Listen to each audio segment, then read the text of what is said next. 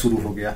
कोई भी रूढ़िवादी या कट्टर उलेमा अब सूफी को पसंद नहीं करता था।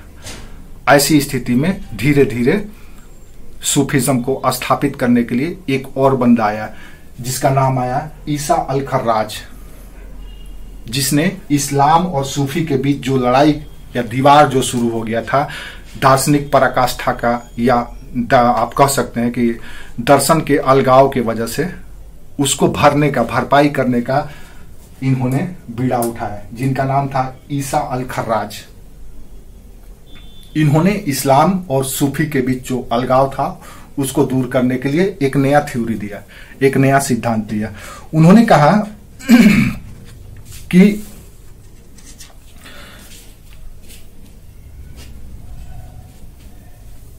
जो फना है फना होने के बावजूद भी ईश्वर का एग्जिस्टेंस अलग है। कोई ईश्वर नहीं बन सकता है, यानी कोई खुदा नहीं बन सकता है। खुदा की तरह हो सकते हैं, खुदा को से मिल सकते हैं, लेकिन कोई खुदा नहीं बन सकता है। यानी ईश्वर का, खुदा का अलग अस्तित्व है। और इसके लिए उन्होंने बका शब्द का इस्तेमाल किया, फना के बाद बका। तो आप कह सकते हैं कि फना का जो फिलॉसफी था उसको रिप्लेस किया गया, प्रतिस्थापित किया गया, और उसके जगह पर बका, ईसा अल खर्राज ने बका लाया, यानी कि पृथक इस ईश्वर के अस्तित्व को स्वीकार किया। सेपरेट एग्जिस्टेंस ऑफ गॉड को इन्होंने प्रमोट किया।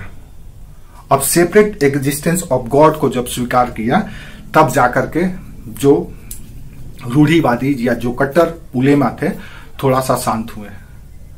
नहीं तो बायजीद बिस्तान ने तो स्वयं को भी पैगंबर से भी बड़ा घोषित कर दिया था और अल्लाह के समकक्ष अपने आप को खड़ा कर दिया था, और स्वयं कहने लगा था कि हम भी तो भगवान हैं, हम भी ईश्वर हैं, क्योंकि हम में भी ईश्वर है।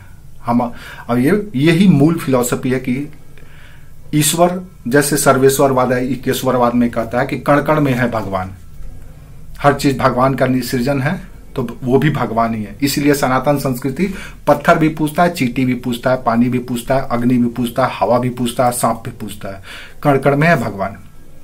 लेकिन इस्लाम का जो रूढ़िवादी विचार है वो ईश्वर को एक अलग मानता है, बाकी सबको द्वयम मानता है, सेपरेट मानता है। और सूफीज्म इन्हीं दोनों को मिलाने का कोशिश करता है, एक करने का कोशिश करता है। जैसे माता से संतान अलग एग्जिस्टेंस जरूर रखता है, लेकिन उसी से निकला है, उसी तरह से सूफीज्म भी चाहता है कि माता और संतान का एक संबंध बना दे। इस्लाम या कुरान इसको नहीं स्वीकार करता है, मानव का, जीव जगत का अलग अस्तित्व और खुदा का अलग अस्तित्व मानता है।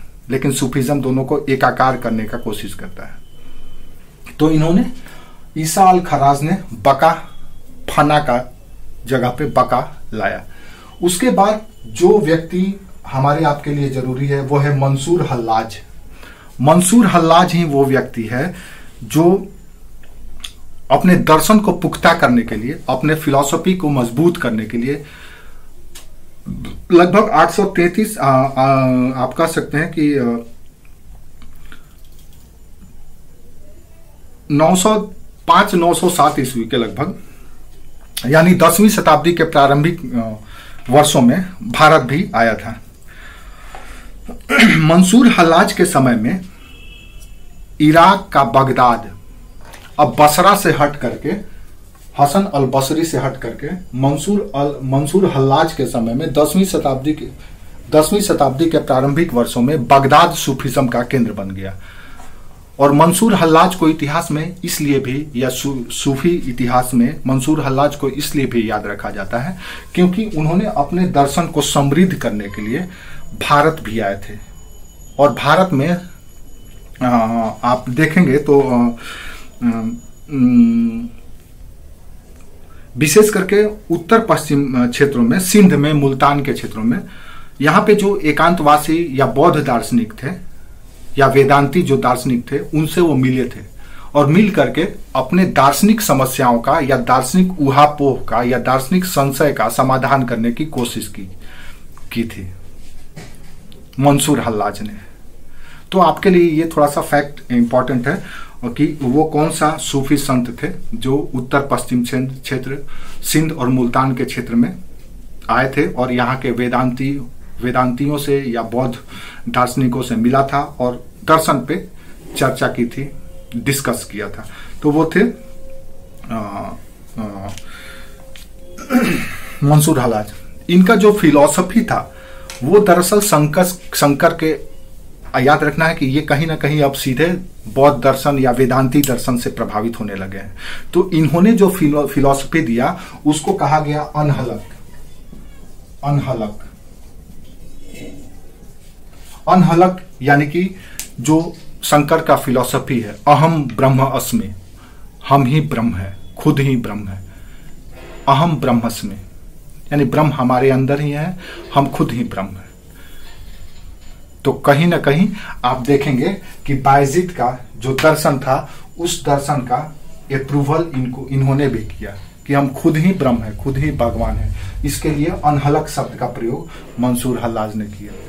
अहम ब्रह्मस्मि, हम स्वयं ब्रह्म है, क्योंकि हम खुद खुदा से का सृजन है, खुदा का रिप्रेजेंटेटिव है। अगर हम सच्चे रहे, सात्विक रहे, तो हम खुद भी खुदा है। तो ये सिद्धांत और इन्होंने कहा कि कोई भी व्यक्ति जब इस मुकाम पे पहुंच जाता है तो वही इंसान एक कामिल कहलाता है। जो व्यक्ति अनहलक को प्राप्त कर लेता है, साधना से, त्याग से, तपस्या से, दर्शन से ईश्वर को समझ लेता है, ईश्वर को अपने अंदर पाने लगता है, वही रियल में इंसान एक कामिल है। इंसान एक कामिल कहने का यह मतलब यह है कि वो व्यक्ति अपनी पूर्णता को प्राप्त कर लिया। जैसे सनातन दर्शन में पुरुषत्व कहा गया है, मानव का जन्म की सार्थकता पुरुषत्व में है। पुरुषत्व यानी कि कोई भी व्यक्ति अगर इस धरती पे, कोई भी मानव अगर इस धरती पे पैदा लिया है तो उसको 4 कर्म को करके अपने जन्म की सार्थकता को सिद्ध करना होता है। उसी को पुरुषत्व कहा जाता है। पुरुषत्व के लिए हमें 4 आचरण करने होते हैं, धर्म, अर्थ, काम और मोक्ष। तो इंसान एक कामिल बनने के लिए आपको अनहलक यानी अहम ब्रह्म अस्मि के स्थिति को प्राप्त करना होगा। ये मंसूर हल्लाज का दर्शन था जो सिंध और मुल्तान में आए थे। उसके बाद जो नाम आता है वो नाम है अल गजाली का। इनका पूरा नाम अबू हमीद अल गजाली था। अल गजाली दरअसल जो इन्होंने अहम ब्रह्म अस्मि दे दिया था, अनहलक का सिद्धांत दे दिया था, तो इस्लाम और सूफीज्म के फिर से संघर्ष शुरू हो गया था। फिर से एक संशय के दृष्टि से सूफी को देखा जाने लगा था। तो उसकी भरपाई करने के लिए अल गजाली ने लगभग आप देख सकते हैं कि 11वीं-12वीं शताब्दी में इन्होंने एक दर्शन दिया, जिसको या एक सूत्र दिया जिसमें उन्होंने ये कहा कि जैसे हर एक साधना में ईश्वर की प्राप्ति करने के लिए, चाहे वो कट्टर मुसलमान हो जो कुरान के अनुसार आचरण करता है, वो भी समर्पण करता है। समर्पण करके ही जितने भी उसकी क्षमता है उस अनुसार से साधना करता है, समर्पण करता है। तो ये बताते हैं कि इस्लाम से सूफीज्म अलग नहीं है। याद रखना है, अल गजाली लिपापोती करने का या दोनों को जोड़ने का कोशिश करते हैं। तो इन्होंने कहा कि जो हर एक साधक, चाहे कोई भी इस्लाम का मानने वाला है, वो इस्लाम का साधक भी साधना करता है, लेकिन साधना की जो पराकाष्ठा है, जो चरम सीमा तक, जो पीक तक चले जाता है साधना करने वाला, वो सूफी है। और जो एक औसत स्तर का जो करता है साधना, वो इस्लाम को मानने वाला है। यानी कि कोई भी इस्लामिक व्यक्ति सूफी भी है, बन सकता है, और हर एक सूफी साधना के आरंभिक स्तर में इस्लामिक ही है, यानी कि कुरान के अनुसार ही आचरण करता है। जब कुरान के एकदम अक्षर से अंदर में प्रवेश कर जाता है, गूढ़ चीजों को जानने लगता है अपने साधना, त्याग, तपस्या से, तो वो सूफी बन जाता है। तो इस तरह से कह करके इस्लाम और सूफी के बीच के अलगाव को दूर करने का कोशिश इन्होंने किया। इनको कुछ इन्होंने कुछ किताब लिखा था। एक और बात, इन्होंने जो विवेकवादी दर्शन था, जिसको हम लोग मुतजिला कहते हैं, पृष्ठभूमि में पढ़े थे, जो इस्लाम के शुरुआत के बाद शुरू हुआ था, विवेकवादी दर्शन। लोग विवेक से मूल्यांकन, फायदा, नाफा, नुकसान, ईश्वर की मूल्यांकन जो करते थे, तो इस्लाम के लिए एक संशय था, एक खतरा था। तो इन्होंने क्या किया कि मुतजिला का जो दर्शन था उस मुतजिला के दर्शन को पूरी तरह से डिनाई कर दिया, ताकि इस्लाम के प्रति किसी को कोई संशय न रहे, और इस्लामिक स्कॉलर को या इस्लामिक जो उलेमा है, प्रीस्ट है, उनका समर्थन इनको मिले। तो इन्होंने ये संदेश दिया कि दरअसल ईश्वर का जो ज्ञान है या साक्षात्कार है वो विवेक और बुद्धि से प्राप्त नहीं किया जा सकता है, बल्कि उसके लिए हमें दैवीय ज्ञान जरूरी है। इससे पहले जो मुतजिला का फिलॉसफी था, जो इस्लामिक जगत में जब इस्लाम की शुरुआत हुई थी तो उस समय पैरेलल एक जो दर्शन शुरू हुआ था मुतजिला, उसको इन्होंने डिनाई करके ये दिखाया कि ईश्वर का ज्ञान या ईश्वर की प्राप्ति के लिए हमें दैवीय ज्ञान जरूरी है। तो दैवीय ज्ञान करने के लिए या दैवीय ज्ञान प्राप्त करने के लिए आपको क्या करना होगा? तो साधना करना होगा, आपको जाहिद आबिद बनना होगा, या पूरी तरह से समर्पित होना पड़ेगा, या जैन धर्म की तरह आपको महाव्रती या अणुव्रती बनना पड़ेगा। तो थोड़ा सा इस्लाम संतुष्ट हुआ। इन्होंने कुछ पुस्तकों की भी रचना की थी, जिसमें एक नाम था तहफ फुल फलसफा। तहफ फुल फलसफा जो इस्लामिक जगत में बहुत फेमस भी हुआ। एक और पुस्तक था जो इस्लामिक विधान का पुनर्जागरण या इस्लामिक धर्म के पुनर्जागरण के रूप में जाना जाता है, उसका नाम था इहिया उलूम अल दीन। इहिया उलूम अल दीन जो इस्लाम धर्म के पुनर्जागरण पर लिखा गया पुस्तक था। ये एक तरह से पुनर्जागरण है, सूफीवाद या सूफीज्म को आप एक तरह से पुनर्जागरण के रूप में समझ सकते हैं। इसके बाद जो नेक्स्ट जो व्यक्ति आए, या आप कह सकते हैं जो सबसे लोकप्रिय हुए, वो हुए इब्न उल अरबी। इब्न उल अरबी, इनको शेख उल अकबर भी कहा जाता था, और इनका टाइम पीरियड था लगभग 1165 में जन्म हुआ था, और लंबे समय तक ये जीवित भी रहे। तो इब्न उल अरबी या शेख उल अकबर के नाम से इन्हें जाना जाता था। अब ये बहुत महत्वपूर्ण है, क्योंकि ये इन्होंने जो दर्शन दिया था, और वो दर्शन बहुत ही लोकप्रिय दर्शन है सूफीज्म का, और यही दर्शन भारत में भी लोकप्रिय हुआ। अकबर ने भी इसको एडॉप्ट किया। और इनका जो ये था कि ज्ञान का जो सबसे उत्तम स्रोत है वो है कस्प। कस्प यानी कि आत्मज्ञान। तो जो इब्न उल अरबी ने फिलॉसफी दिया, वो दिया कस्प की फिलॉसफी। कस्प मतलब कि आत्मज्ञान की फिलॉसफी। इब्न उल अरबी का दर्शन था कस्प या आत्मज्ञान। हिंदी में इसको आत्मज्ञान कहते हैं, कि आत्मज्ञान से बड़ा ज्ञान कोई भी नहीं है। अगर ईश्वर को प्राप्त करना है आपको, तो आपको कस्प की प्राप्ति करनी होगी। और दूसरा सबसे जो कह सकते हैं कि आपकी इनका जो दर्शन था, ये तो कस्प था ज्ञान प्राप्ति या आत्मज्ञान ही सर्वोच्च ज्ञान है। लेकिन वो जो ज्ञान प्राप्ति हुआ है, वो किस चीज की ज्ञान प्राप्ति हुई है? तो उस ज्ञान को कहा गया है वहजत उल वजूद या तौहीद ए वजूद। कस्प में जो इनको ज्ञान प्राप्त हुआ वो वहजत उल वजूद, वहजत उल वजूद या वहजत उल वजूद, या आप कह सकते हैं कि तौहीद ए वजूद, तौहीद ए वजूद। इनका दर्शन का क्रक्स था। किसका था? इब्न अल अरबी का। याद रखिएगा, आपसे सवाल पूछ सकता है कि वहजत उल वजूद या तौहीद ए वजूद का दर्शन किसने प्रतिपादित किया था? तो प्रतिपादित किया था इब्न अल अरबी ने।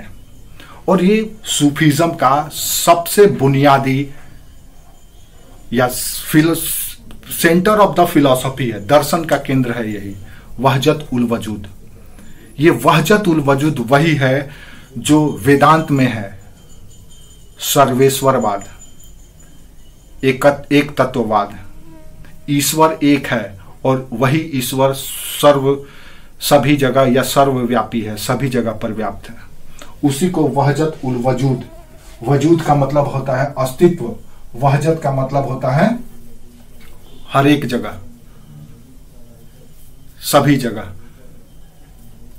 वहजत उल वजूद का मतलब है,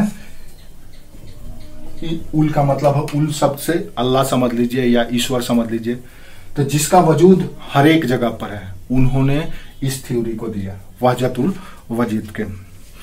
और इन्होंने कहा कि इसको एक तत्ववाद या सर्वेश्वरवाद भी कहा, और इन्होंने कहा कि ईश्वर को हम ईश्वरीय गुण से परिभाषित नहीं कर सकते हैं, गुणातीत है। जैसे आपके दर्शन में सगुण और निर्गुण दो दर्शन है। सगुण जो ईश्वर को गुण से जुड़ा हुआ मानता है कि ईश्वर में ये क्वालिटी है, दया है, दान है, धर्म है, सहयोग है, प्रेम है, दंड है, सब कुछ है ईश्वर में, तो ये सगुण हो गया। निर्गुण कहता है कि हम उस ईश्वर पे किसी गुण को आरोपित ही नहीं कर सकते हैं। जैसे हम किसी गुण को आरोपित कर देंगे तो कोई और गुण रह जाएगा या तो वो गुण का अभाव हो जाएगा, इसलिए वो निर्गुण मानते हैं। जो गुण से परे है वो निर्गुण है। तो निर्गुण आप निगेटिव सेंस में मत समझिएगा कि निगेटिव चीज है। निर्गुण का मतलब है जो जिसको समझ से परे है या जिसपे किसी विशेष गुणों का आरोपण नहीं किया जाए, वो निर्गुण है। सगुण यानी कि गुण रहित, जिन गुणों को या जिन गुणों की संख्या को हम गिन सकते हैं कि ये गुण है। तो वहजत वजूद के सिद्धांत में इन्होंने जो कस्फ प्राप्त किया या कस्फ के माध्यम से जिन्होंने तौहीद वजूद को स्वीकारा, उन्होंने कहा कि ईश्वर गुणातीत है, निर्गुण है, सर्वेश्वरवाद है। तो इस तरह से अच्छा, दूसरी बात, इब्न अल अरबी को और भी इनकी उपलब्धियों के लिए जाना जाता है, और विशेष करके इन्होंने करीब 250 से अधिक पुस्तकें इन्होंने स्वयं लिखी थी इस्लामिक दर्शन पर या सूफीज्म पर। और उनमें जो सबसे प्रसिद्ध पुस्तक था वो था फुसूस अल हिकाम, जिसको इंग्लिश में बैजल ऑफ विजडम भी कहा जाता है, फुसूस अल हिकाम। दूसरा जो लिखा था पुस्तक उन्होंने अल फुतुहात अल मकिया या द मक्कन रेवलेशंस, दो पुस्तक इनकी बहुत ही प्रसिद्ध थी, जिसको किसी भी धार्मिक समारोह में, इस्लामिक जगत का या सूफी जगत में कोई भी धार्मिक समारोह होता है तो इन पुस्तकों का पाठन जरूर कराया जाता है। याद रखना है, फुसूस अल हिकाम, जिसको इंग्लिश में ट्रांसलेट किया गया है बैजल ऑफ विजडम के रूप में, और दूसरी पुस्तक थी अल फुतुहात अल मकिया, जिसका इंग्लिश वर्जन है द मक्कन रेवोल्यूशन। ये दोनों पुस्तक किसी भी सूफी सम्मेलन में या किसी भी धार्मिक सम्मेलन में, इस्लामिक सम्मेलन में इनके संदेशों को पढ़ाया जाता है, और ये विशेष करके अपनी रचना के लिए माने जाते हैं। इन्होंने ये कहा था कि ईश्वर की झलक हर एक व्यक्ति में है, हर एक व्यक्ति ईश्वर का सृजन है, इसीलिए खुदा या ईश्वर हर एक जगह पाया जाता है। लेकिन थोड़ा सा ईश्वर और मानव में या जीव जगत में कोई अंतर नहीं है, लेकिन इस्लाम नहीं मानता है। इस्लाम ये कहता है कि अल्लाह और खुदा के अलावा सब के सब उपभोग की चीज है, या हम उसको कुछ भी कर सकते हैं, ईश्वर उससे कोई नाराज नहीं होगा। अगर कोई अल्लाह या खुदा को नहीं मारता है तो हम उसको मार सकते हैं, दंड दे सकते हैं, ये हमारा धर्म या रसूल या आप कह सकते हैं कि परमिशन देता है। लेकिन ये इस चीज को नहीं मानते हैं, ये कहते हैं कि नहीं, हर एक रचना, हर एक सृजन में ईश्वर या खुदा वास करता है, वो हमसे अलग नहीं है। अब अगर वेदांतिक दर्शन के सर्वेश्वरवादी दर्शन से तुलना किया जाए तो थोड़ा सा यहाँ पे अंतर है। सर्वेश्वरवाद या आपका जो दर्शन है, जिसमें ये माना गया है कि बुनियादी अंतर यही है कि जो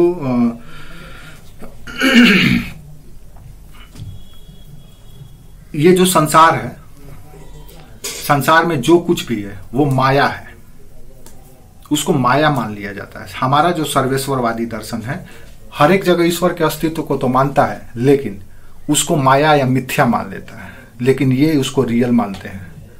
और दोनों को एक ही मान लेते हैं। और शंकर का जो फिलॉसफी है उसमें इसको माया मान लिया गया है। थोड़ा सा अंतर यही है। तो इस तरह से आप देख सकते हैं कि सूफीज्म को मजबूत करने का या सूफीज्म को स्थापित करने का इन 9 संतों या फकीरों का योगदान सराहनीय रहा, जिन्होंने धीरे धीरे क्रमवार क्रम इसको समृद्ध किया। और आप देखेंगे कि 12वीं सदी तक, इब्न अल अरबी तक आते आते अब सूफी धीरे धीरे पूरे धार्मिक जगत में, या आप कर सकते हैं स्पिरिचुअल वर्ल्ड में, धीरे धीरे लोकप्रिय होने लगा। आप हर एक दर्शन या हर एक धर्म का जो शाखा होता है, जो दार्शनिक शाखा होता है, वो अपने दर्शन विचारों से, तर्क से समृद्ध होता चला जाता है कालखंड में। तो ये भी कुछ इसी तरह से करना शुरू हुआ। आगे का चैप्टर जो 3rd कड़ी होगा उसमें हम लोग देखेंगे कि किस तरह से अल फैज सोबान के समय से ही भारत में अब सूफी का प्रवेश होता है। अब यहां से हम लोग बाहर निकल करके इसको बाहर भारत में प्रवेश देखेंगे। लगभग 728 ईस्वी में भारत में सूफी प्रवेश करते हैं, एक सूफी संत, और वहां से भारत में सूफीज्म का शुरुआत हो जाता है। उससे पहले हम लोग 3rd कड़ी में हम लोग सूफी के फिलॉसफी को देख लेंगे, क्या फिलॉसफी है। उसके बाद फिर हम लोग भारत में प्रसार, और उसके बाद फिर हम उसको अलग अलग सेक्ट्स या संप्रदाय, कौन कौन सूफी संप्रदाय था, क्या क्या उन्होंने भारत में किया है, वो सारी बातें हम लोग देखेंगे। उम्मीद करते हैं आपको अच्छा लगा होगा।